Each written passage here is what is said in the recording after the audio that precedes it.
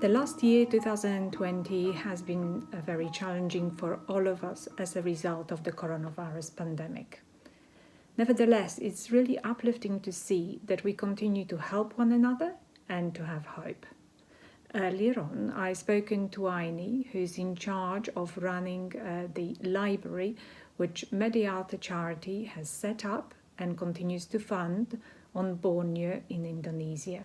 This conversation really put a smile on my face, and I hope you enjoyed as much as I did.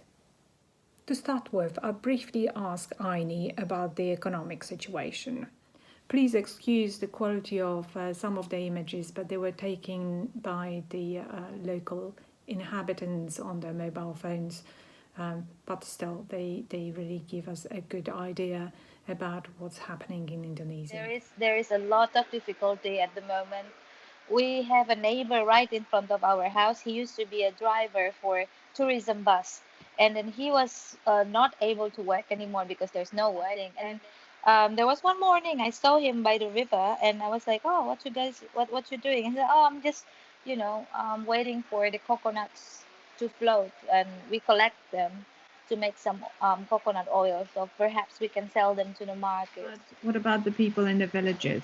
The people in the villages mostly are quite managing because in terms of like food, they said that we are not, hungry because we have enough from our neighborhood where we can get fish or vegetables from the forest nearby where they live, grow something.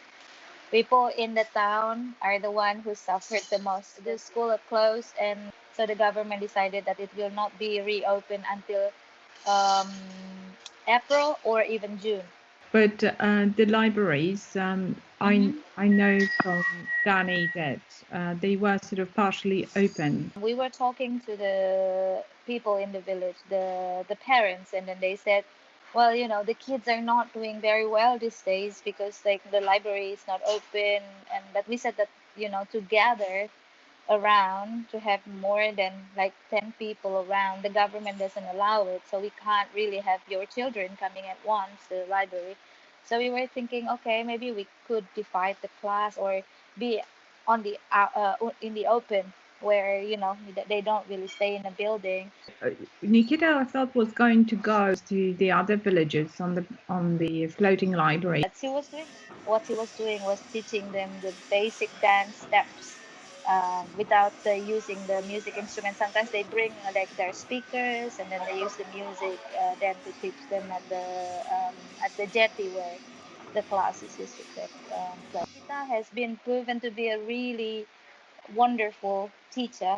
She not only she's teaching the music and the dance, but she's also able to help the children in other subjects. But she has so much potential, and she's very honest about a lot of things, and she's also able to help managing. There's always like little things going on in the village with children and with parents because parents are not so well educated there. There's always potential of conflict, and she's been managing them wonderfully. Even when I came, when she was Mm. just one of the kids, she took responsibility, or she organized everybody because she Mm. was so Yeah. committed and so keen to do something. Yeah. You Yeah. want people like that, you want to support them. Looking at her eagerness starting from the beginning, I kind of had hope for her that she was going to be able to take a bigger role in the library because that's also a part of her self development, right? And we would like everyone to develop in the program, like together with the program, to take a bigger role and whichever suit them. And she has proven to do that. And then we have now Ferry, Liliana, Danny on the side as our condiments, even though he's coming and going, but he's really great. And we have Nikita, and they found the job very rewarding for for their inside, like for their soul. So that's why none of them are really, unless they are really obliged by the parents to take something a different path. And even Liliana had a hard year because when she got married, everybody expected her to get baby straight away, and she wasn't getting it because her husband is away, and she's in so much stress. Everyone pushing her to become government employee, and then they said, "Oh, what you gonna get working for the library?" And then she rang me once, and she was crying. I was like, "What's going on?" And then she said, "I don't know. I don't know how to deal with the people anymore. Like they are all seeing that success is, getting into a typical job and getting stability. But for her, success is for her to be able to be by the side of the children, and then, helping them to go out from the dark circle that has been circling them for ages." And I thought that was very touching what she said. Do you think the people have appreciated the fact that you were able to at least provide a bit of this library activity for the kids? I think they do. Our parents are very thankful that their children are joining the library activities. So therefore, they are also listed for the little stimulus coming from the government.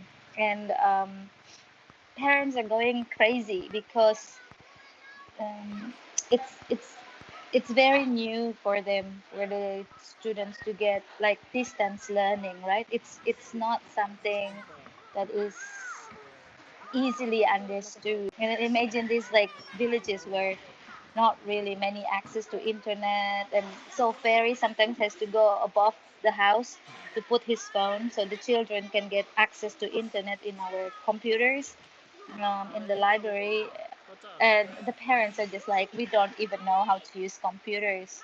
So it's very difficult. This is how like Nikita comes handy because he knows how to operate computers. She's helping the children like in the library. Every children will come every single day bringing their school task because they don't know how to do it. The parents, they don't know how to do it. So the parents are very thankful for the library to be open.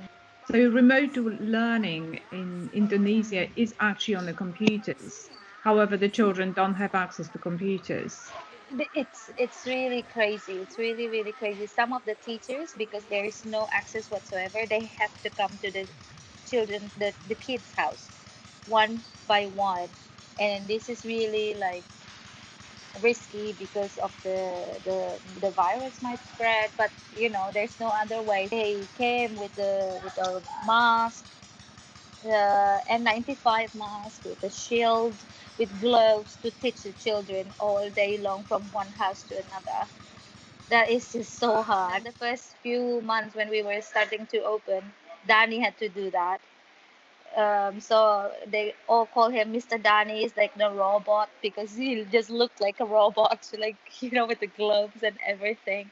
But he managed. Yeah, it was very tough. The existence of the library there, um, it has helped a lot of people. It has helped the children, the parents, like to be able to see that, okay, actually there are other things than just the poverty in the village, the young marriage of, like female kids in the village. And that we do have volunteers coming.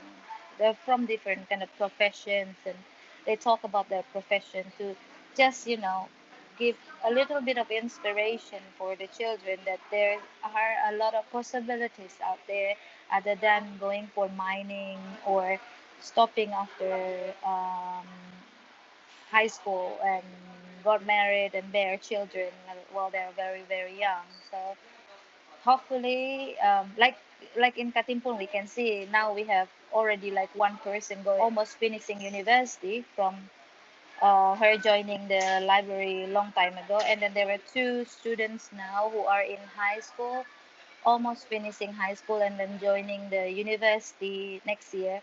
To Well, most of the people that we send to school are female um, students because we see that they have lesser chances, or sometimes overlooked by the parents, because they're female. Like, yeah, whatever, you go off with your husband later, you're gonna be fine. And we do have some boys supported as well, but mostly girls.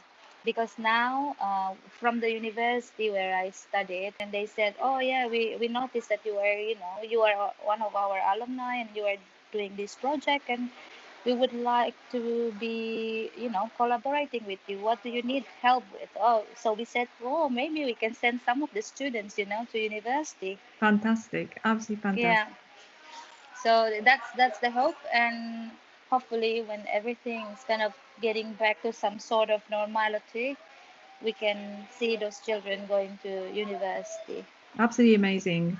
I think you should perhaps get those children who manage to go to university to go back and talk to the children in Mm. the libraries again, because that would be a really amazing role model for them. Yes, Something to aspire to. amazing. We have vaccines started circulating for the essential workers, like Yeah, doctors, and um, but we are waiting to hear if teachers are going to be vaccinated, and then we would like to apply to the government for our teachers to be all vaccinated.